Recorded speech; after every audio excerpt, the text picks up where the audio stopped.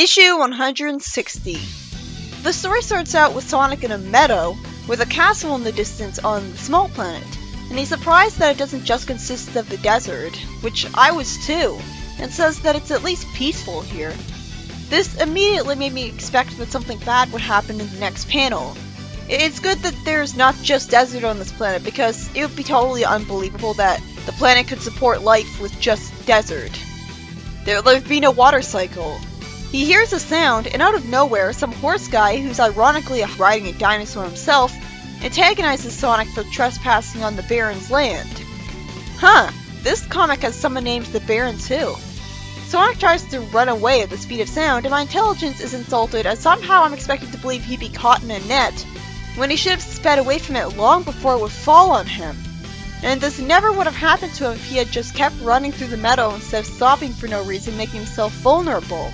Then Amy shows up to defend Sonic, as she came here from the Ring of Eternity after Techno rigged up a homing device to find Sonic. I'm glad that it was explained it was the Ring of Eternity and not her shrinking herself. I don't know, it just seems like it makes more sense. But it should have been Tails who showed up, because he has special powers. He can fly, while all Amy has is a crossbow, which anyone could use if they learned how. Sonic ungratefully denies needing any help, as I wonder why he hasn't immediately spin dashed through the net by now, if he wanted to prove that point so badly. Plus, you'd think he would have been missing his friends, and thus been happy to see her. Amy says that once she reactivates a gadget in her hand, they can zip back home to Mobius. I assumed because of her saying that something would immediately happen to the gadget, since that'd be too easy, and she'd look like an idiot because she wasted time saying that instead of doing it right away when she's right in front of a bunch of enemies. Of course, her gadget gets knocked down by a sword, and Sonic spin dashes out of the net to hit some goons. Why didn't he do that a lot earlier instead of making himself look helpless and humiliating himself?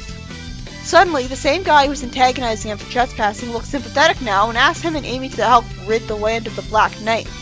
Sonic and Amy are escorted to the castle of the Knight's Baron, as this whole medieval theme is reminding me of the Nameless Zone.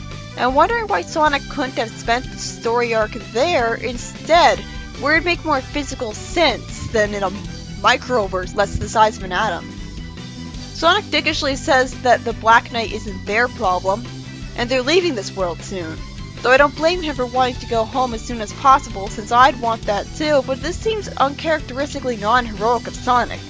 Then again, he is Fleetway Sonic, and since a lot of the civilians of this place want him out and arrested, I can totally understand him not wanting to be a hero for this planet. Amy says they can't turn their backs on them, and accuses Sonic of being scared of confrontation, which easily manipulates Sonic into agreeing to help, which I like. His friends are his morality chains.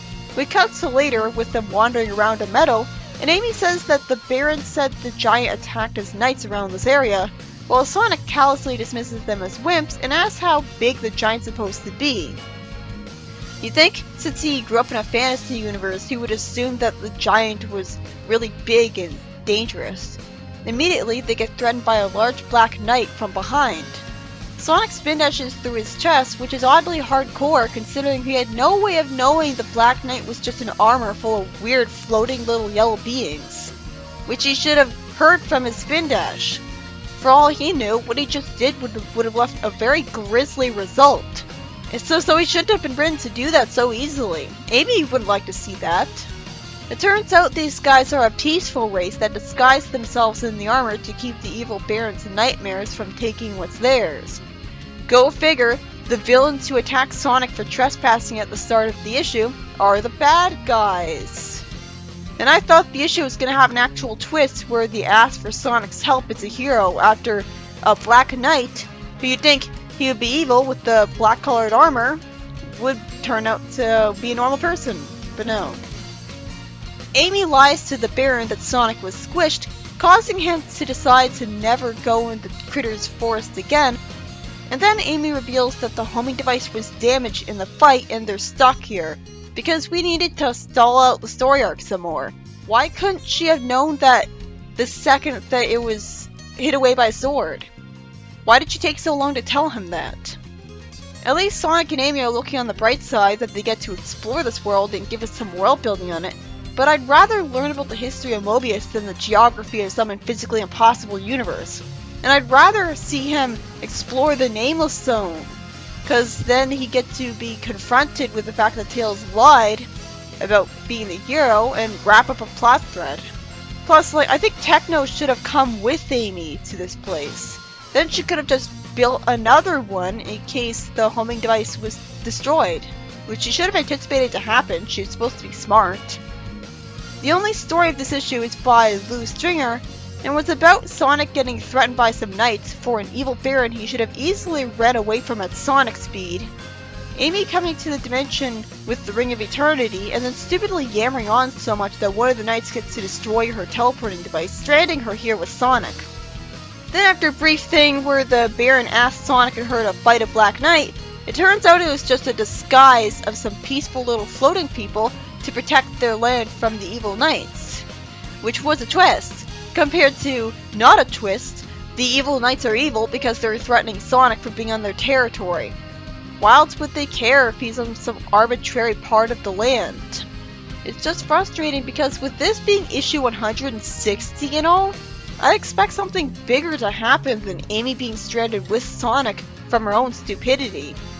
I would expect that this would be where Sonic would get out. But instead, Sonic doesn't escape, and the story arc's dragged out. I'm excited to see what the rest of the planet looks like, and at least this is a change in the status quo, rather than a whole comic of Sonic fighting badniks, but it feels like the story arc's dragged out far longer than it should have.